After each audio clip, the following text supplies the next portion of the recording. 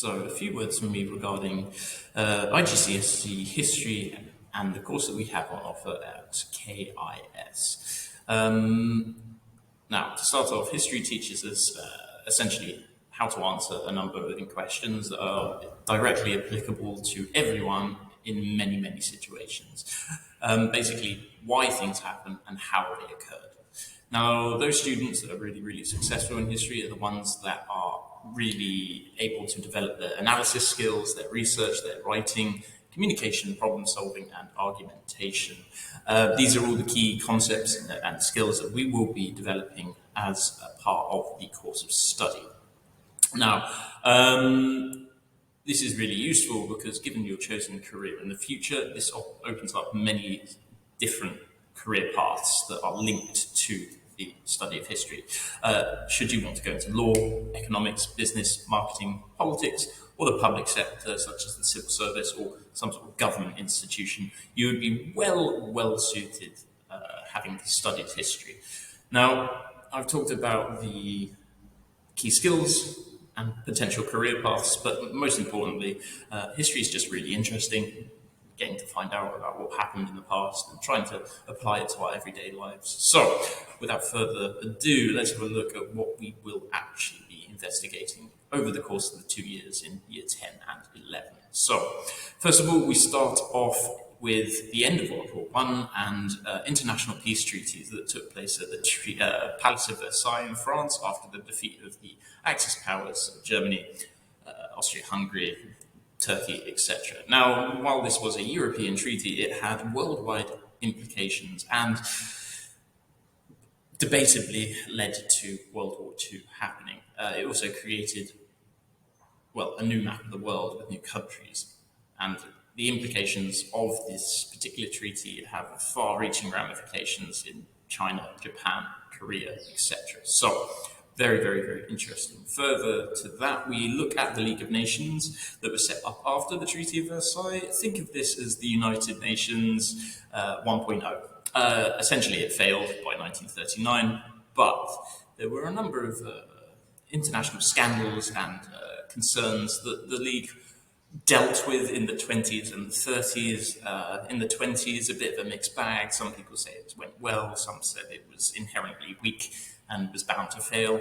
And then by the 1930s, we look at how Mussolini invaded Abyssinia, the Spanish Civil War, and how Hitler basically rose to power and started World War II. Which leads on nicely, again, all of these different topics are perfectly linked to one another, but investigating Hitler's foreign policy aims. So why did he want Lebensraum? Why did he want to overturn the Treaty of Versailles? How was he able to achieve this? It is very interesting, and we look at key crises, again, such as in Czechoslovakia and Poland, remilitarization of the Rhineland, Anschluss. All these different key concepts are very poignant and important, really, to understanding the world in which we live today.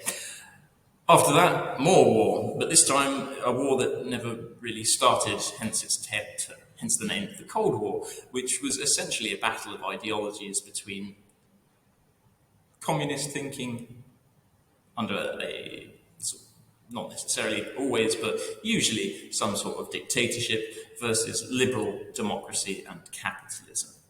We'll be looking at the key concept of who was to blame. Were the Russians to blame for this war? Was it the Americans that were blamed for this war? By the end of the course, you will be able to have your own opinion and write in a nice, concise manner explaining what your thoughts are. Building on the Cold War, we look at a few in-depth areas within the Cold War context. So the Korean War, the Cuban Missile Crisis, the Vietnam War. And it isn't just war. We're looking at very interesting concepts of nationalism, independence, interventionism, etc.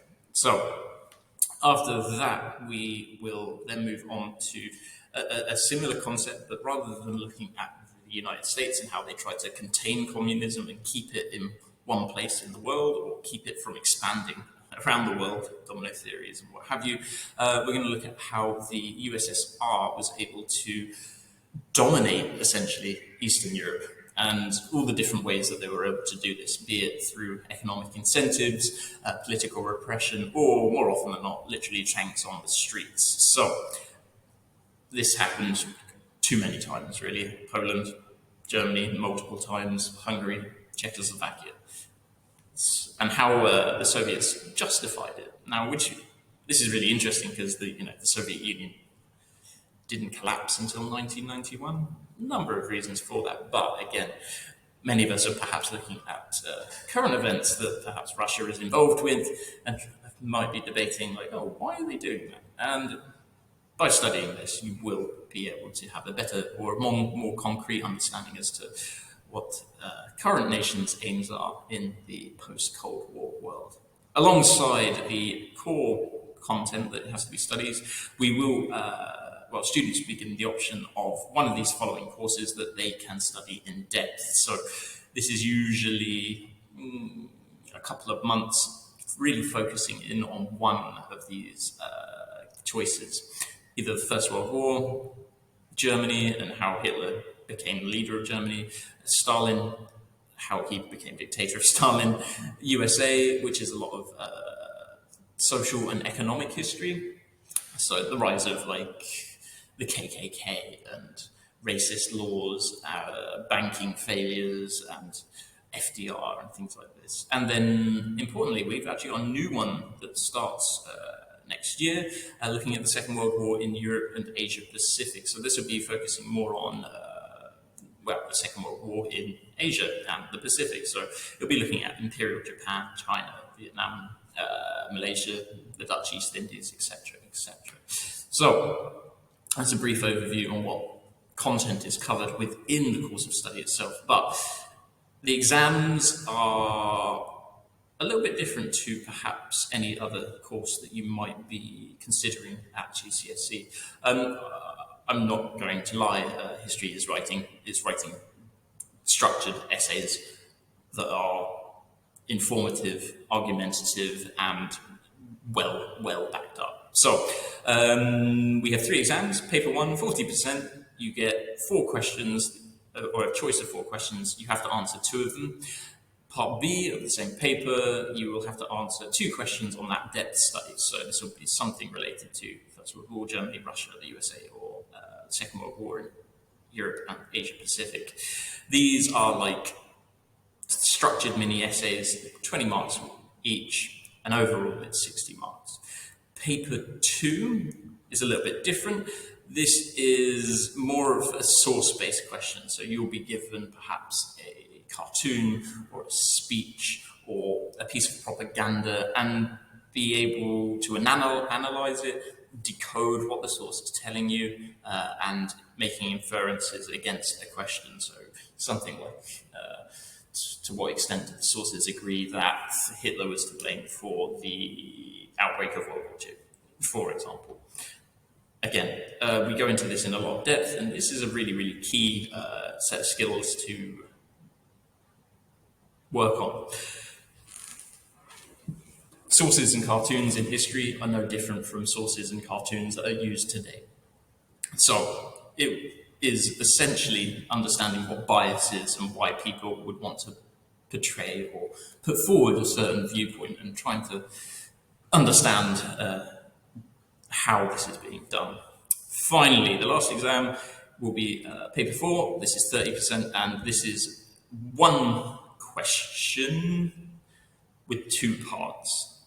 And essentially, it's a very, very long answer. You're going to be writing, a good 2-3 pages perhaps on 1 question. It is difficult, it is challenging, but it is also rewarding, and it will help you with written English. Written English obviously is a very different animal compared to the spoken word. So if this is something that you would want to investigate later on in IGCSE, you get to learn about very interesting parts of world history that shape the way in which we currently live today.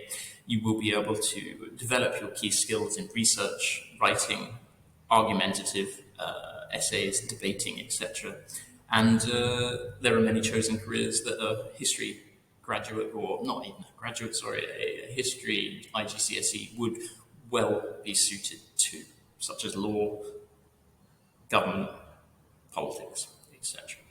If you've got any more questions, please let me know. I'm more than happy to talk at length. Okay, thank you.